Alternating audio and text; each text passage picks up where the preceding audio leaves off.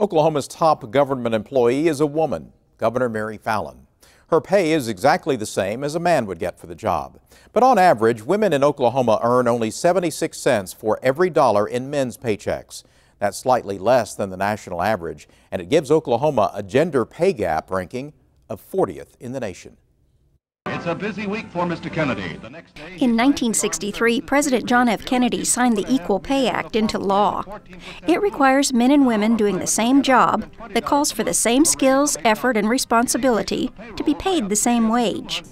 We asked University of Tulsa sociologist Laura Foley why 50 years later we still have a gender pay gap. It's not likely that a man and a woman are going to be doing the same exact entry-level job making vastly different wages.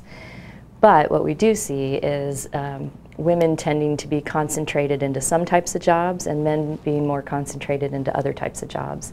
And very often those jobs have very different pay scales. Foley says more women still work in fields like teaching, childcare, secretarial, and healthcare support services or nursing.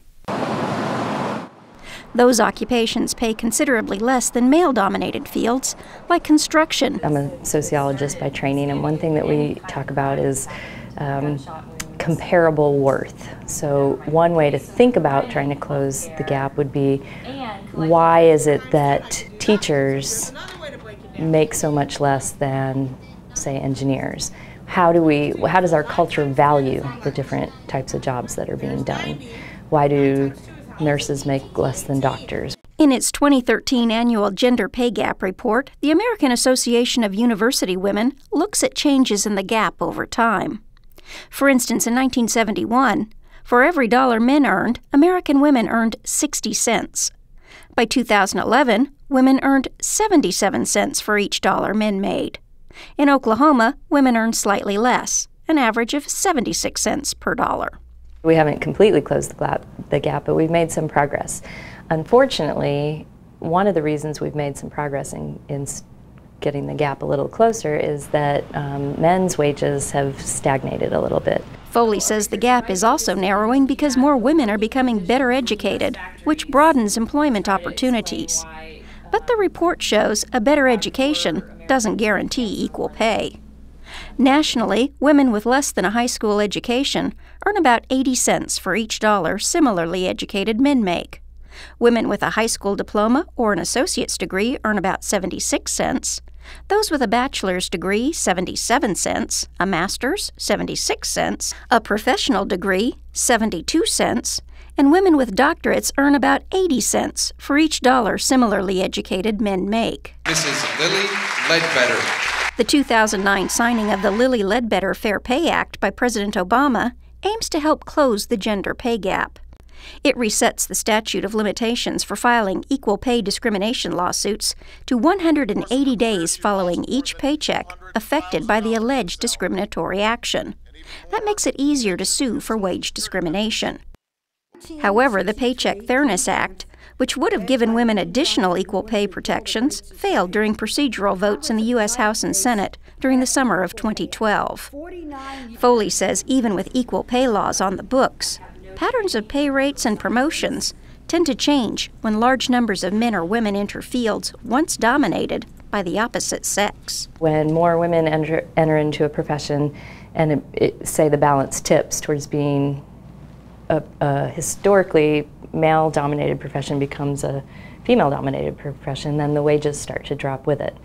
And the same when men enter into so male nurses, for example, are going to climb the ladder quicker than female nurses. And so there's a lot of cultural stereotypes and gender assumptions built into some of these differences. Foley says some of those stereotypes and gender assumptions center on family obligations. Employers,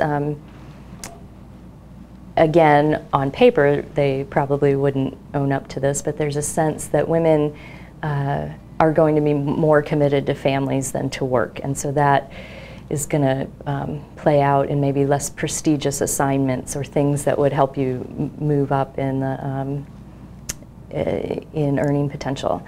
She says women's earnings are often stunted by taking time out to have children. If she leaves the paid labor force for 3 to 5 years, then it's going to be hard to re-enter the labor force. Even if she is able to re-enter, then she's going to have lost 3 to 5 years worth of raises. Workforce Oklahoma centers operated by the State Employment Security Commission help connect job seekers with employers. Its database contains over 14,000 job openings across the state. Center manager John Nelson says Workforce helps employers craft gender-neutral job postings. When we do a job order, one thing that we do is we make sure that there's nothing discriminatory in that job order. We make sure that if someone is qualified, they're qualified. Workforce job counselors help applicants consider all positions where their skills could be put to use, not just those typically associated with their gender.